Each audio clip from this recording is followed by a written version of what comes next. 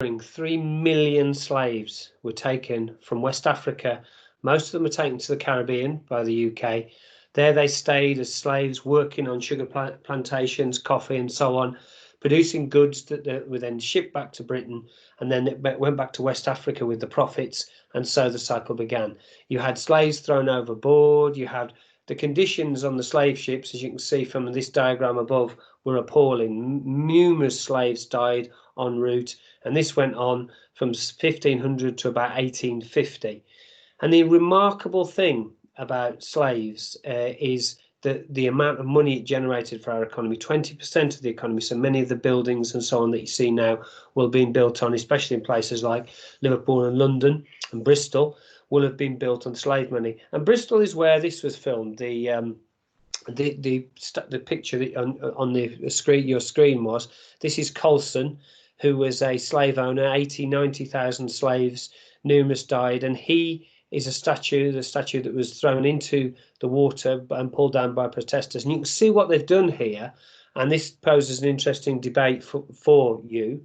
That at some point during one of the protests, they put a mock-up of a ship, and you can see that there are many slaves lying there, like the boat above me, to try and make the point that he made his money in that way. So the big question you've got to ask is, should a slave trader, should Colston's statue have been taken down in the manner it was?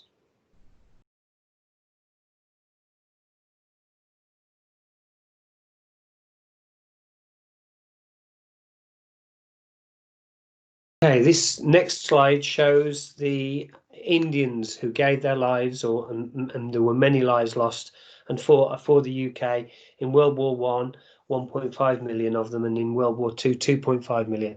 And there are statues all over the country to commemorate the dead. And if you go to London, you've got Winston Churchill's statue, which is in Trafalgar Square, but there is no statue in there, and there's no recognition in a lot of museums to the sacrifices made by the Indians in World War I and World War II, just prior to partition. In addition to that, India as a country contributed billions and billions of pounds, loans that were never taken back to the country, as we'll look at in a minute. So the question is it right there are no statues or museums for the Indian soldiers?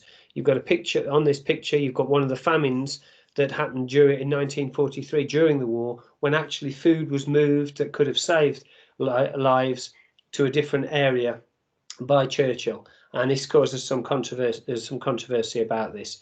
So, war, would we have won World War I and World War II without India? I don't think so.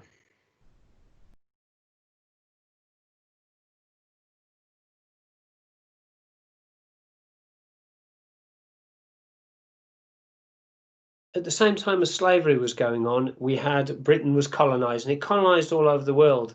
And I've picked on India because of the magnitude of the amount of money that came out as a result of this. But you could equally well as look at Ireland, look at Kenya, look at Yemen, and some of the things that went on there, even as late as 1950 in Kenya. If you want to do some further research, have a look at what this country was responsible for there.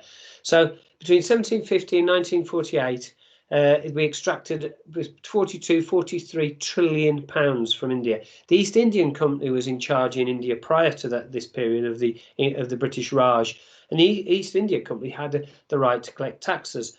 So you had this ridiculous situation where someone would come around from the East India Company to collect taxes off people who made goods or whatever, disappear again, and someone else would come back to buy their goods with the money that they'd just given. And because they were different people, it was fraud. The East Indian Company was doing this for many years. So in 1950, the most fascinating instance for me in my research for this was that by about 1850, slavery in the Caribbean had ended. This obviously left landowners with a real shortage of labour. Who did they turn to fill that gap? They brought in 500,000 indentured workers from India and treated them pretty much the same as slaves to take over the slaves' jobs in the Caribbean. So the colonisation and slavery were inextricably linked in India and the Caribbean. Another statue for you, and remember, it's what's behind the statue, not the statue itself. This is Clive of India in Shropshire. Should Clive of India be there? Should we pay compensation to India, or should we apologise? 43 trillion is quite a lot of money to find. I think we've probably spent it. What do you think?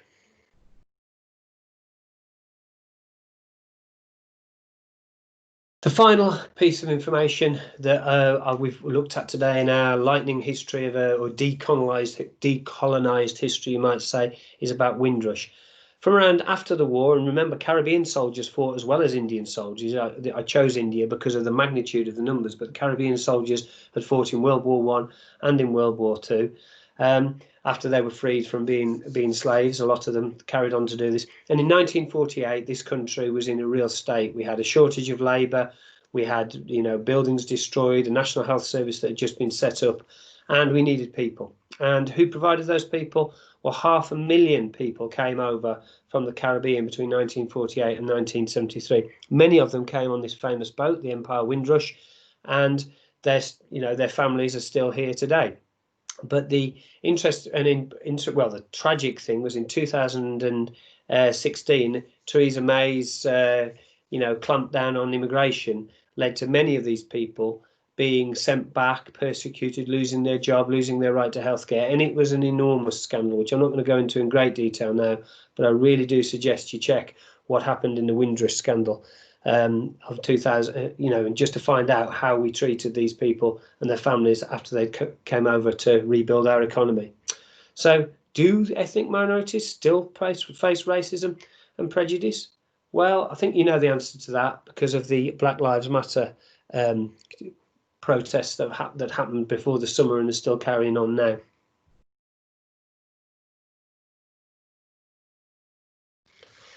So let's bring this up to speed. You've got 3 million slaves. You've got 4 million Indian soldiers who fought in World War I and World War II. You've got 42 trillion pounds worth of debt that we never paid back, or we exploited our colonies. And then you've got the Windrush incident where people who'd come over from the Caribbean from 1947 to the 73 were mistreated by the government and lost their jobs and their livelihoods and were denied healthcare. So I suppose it begs two questions really. One is, should we be proud to be British? And two, what's the Black Lives Matter campaign about? And I think the answer to Black Lives Matter is, back in the day, they didn't matter. And I think the important thing about that is that historically we recognise the fact that we took slaves and exploited them. And then when they were freed, when they won their freedom and they were given their freedom and they won it, they weren't given it, we brought Indians in to replace them. So Black lives didn't matter, and you can see that by the number of deaths there were and the way that people were exploited. Proud to be British? Yeah. I think we're proud to be British if we acknowledge some of the awful things that we did, and if we change our curriculum, and if we all recognise, and that's what Black Lives Matter is about, the contribution that black people have made to this country, a black and ethnic minority people have made to this country, if we recognise that and also change our curriculum so that we understand a bit about that and they're a bit more accepted, and change some of the racist practices that do happen in society. Is in a way to improve matters, the government from the Prevent initiative introduced British values, and there are 4 British values, and if we can apply those British values to slavery and the other issues we've looked at today. The first British value is democracy, and this image shows you David Lammy, who's a black MP, and it shows you the Guardian newspaper, which is part of the media, and it shows you the ballot box. So democracy means the ability to vote. We can vote and we can change people. But if we're going to vote, we need to have information that's, tells us the truth. And the Guardian newspaper was the newspaper that revealed about the government's mistreatment of the Windrush generation. And Parliament changed it, a minister resigned, and eventually, British values, we got it right, but we've got to acknowledge the mistakes. One of the other values is the rule of law. Now, this is a picture of Gina Miller. Gina Miller, in this picture here, she took the government to court. She said, you can't, even though you were elected, you can't just do things without going back to Parliament and asking MPs if you think it's right. This was about a vote on Brexit. So she took them to court, and the court said, no one's above the law. No one, no one, no matter what, how wealthy you are, what position you are, if you're a politician and so on and so forth, you're not above the law. And so that was a really good example. David Lammy, a black MP who brought around change and rectified that. Gina Miller, an ethnic minority businesswoman who actually took the government to court using the rule of law and was successful. And then we come to tolerance. Well, you've got this image here, and this is, I think, an absolutely amazing, iconic image. You have the right to protest, and there was a protest from effectively a racist organisation saying, white lives matter, and missing the whole point about what the Black Lives Matter is about. And in that demonstration, there was a sort of counter demonstration of sorts. This white guy here was knocked to the ground and could have got hurt. And the guy in the picture picked him up and took him to safety. And I think that shows tolerance, that tolerance of other people's views, even though they can be awful and abhorrent, you don't respect their views, but you tolerate the fact that the society we live in has people who have extreme views, well, not extreme views, has views like this. And this is a great example of that, where someone says, I don't want to hurt, I'll disagree with you, but I don't want to hurt you. I don't want to, I don't want you to get injured and so on. And the final example is your freedom to choose, your freedom to protest, which you just mentioned about tolerance, and I've used that for tolerance. Two images there. One of Colin Kaepernick. He was the guy who took the knee in America against, to try and highlight Black Lives Matters and the inequality and the fact that the police were targeting black people more than white people, and they still do, and they lock up many, many people. And then you've got Marcus Rashford, who managed to persuade the government by pressure to give money to 1.3 school kids from poor backgrounds so that they could afford to so they could go to the supermarket and have food this summer. So a great example there. That's British values. These are the 4 British values, and what you've just seen there, or what we've talked about there, is how each one of them applies to the issues we've just been looking at. So if you were to look at British values and think about how they've been used in the past, we need to rewrite our curriculum, and we can see that, we did end slavery, and that was a parliamentary process, but it was fought for. There were murder, there were many people killed fighting for it. There was inequality, and it went on and on and on. And then eventually we gave the money to the slave owners. So we did do that. We are tolerant. We have become a tolerant state. You go to London, it's one of the most cosmopolitan places in the world. We did give democracy to the colonies and to India in 1947, but all of it was fought for. So I think what we've got to acknowledge is, well done Britain, well done British values in the end, but we were forced into that position by protests, by pressure and so on. But we did do it. We did do it, but we shouldn't say that we just one day woke up and made all these changes because we thought it was the right thing to do.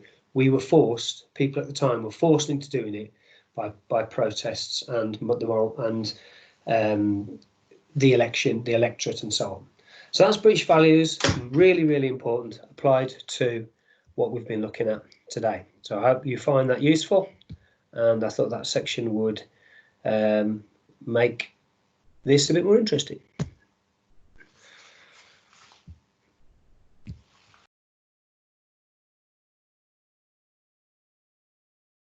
Week in Badly Written News, which is about English maths and mindset, where we need to try and develop our maths. And this week's topic, obviously being slavery and colonisation, is about exactly that, slavery and colonisation.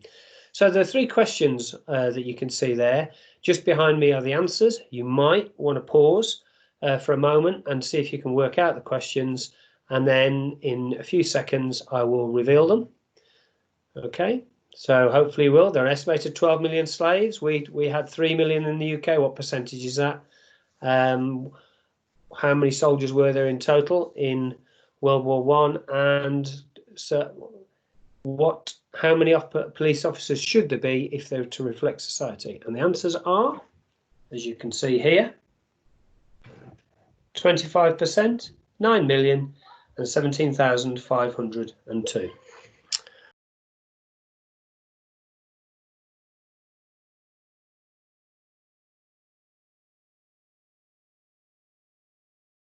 Is to have a read of this. Some of you may have decided that statues should be taken down, or statues, some statues should be changed or whatever. This puts a different perspective across, and it's got in each paragraph there's one spelling, one punctuation and one grammar. So you might want to pause this because I'm about to move on to the next slide and show you the answers to this, which I will do now. And there are the answers. So again, you can have a look and see how you did. Did you spot the spelling, punctuation and grammar?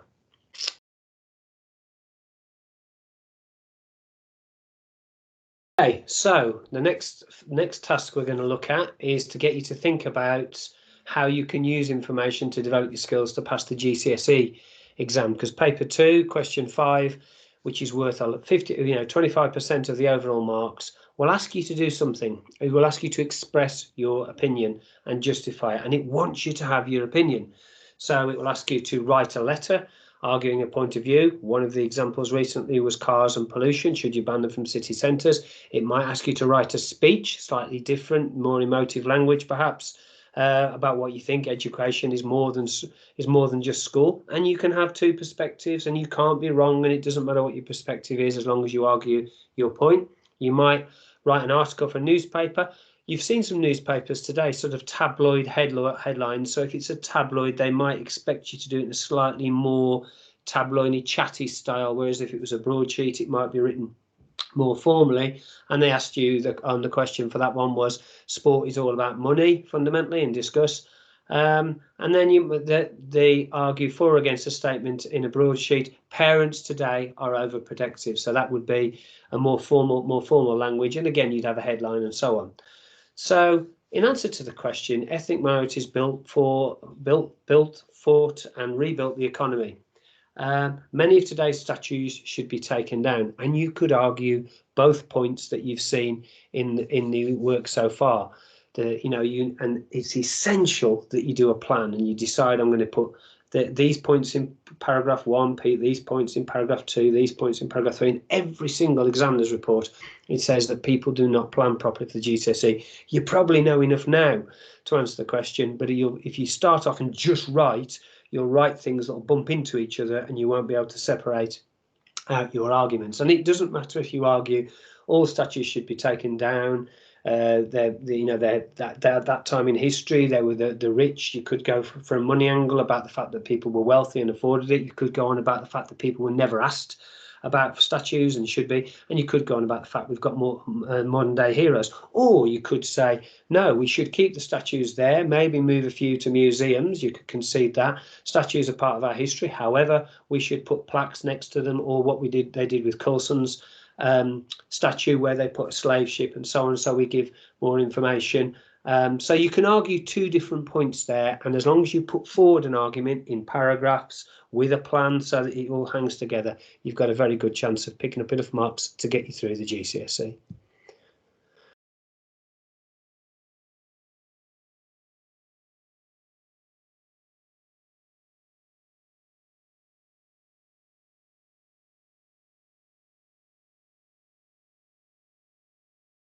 The images at the beginning, the content of this, have been delivered to you by a white European guy. The same people who wrote history, the same people who colonize the curriculum. And I think it's important, we're going to finish off in a moment with some images of women in today's Britain who have achieved a great deal and who are fighting against the background of discrimination. Gina Miller, who's just above me, took the government to court and made it so that Parliament had to have a vote on whether or not to allow Brexit. And then one person took on the government, went to court and won. Amazing, amazing. What a contribution that is. This guy, Marcus Rashford, has just meant that 1.3 million children over the summer are going to get £15 of the poorest people in this country and get money to spend in supermarkets. This and learned quite a bit. The final thing I'm asking you to do today is what I always do, and that is feedback. Bill Gates says feedback is essential. If you want a growth mindset, which Carol Dweck coined the phrase, if you want to develop your mind, develop as an individual, you have to take feedback, and you have to admit you made mistakes. I make mistakes all the time. I'll do a better video next time than I will have done this time. Even during this video, I thought, well, I'll move from just the head to the body, and I'll look back and think, well, maybe that's better.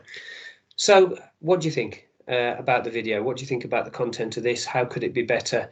Anything helps. If it's really useful, if you join YouTube and you can post underneath it, and then I'll read that and other people will read that. And if you think, Phil, you really didn't do that justice, or you should have done that differently, that's fine. We won't all necessarily agree, but I think that's part of a healthy democracy, going back to British values. So I really, really, really value any feedback you give me via the feedback on YouTube, even if it means joining. I hope you've enjoyed this. I hope you've learned a lot, and I hope you realise that this country, the UK's wealth was significantly down to the exploitation of slaves and the exploitation of India, amongst other places. Okay, see you next time. Bye.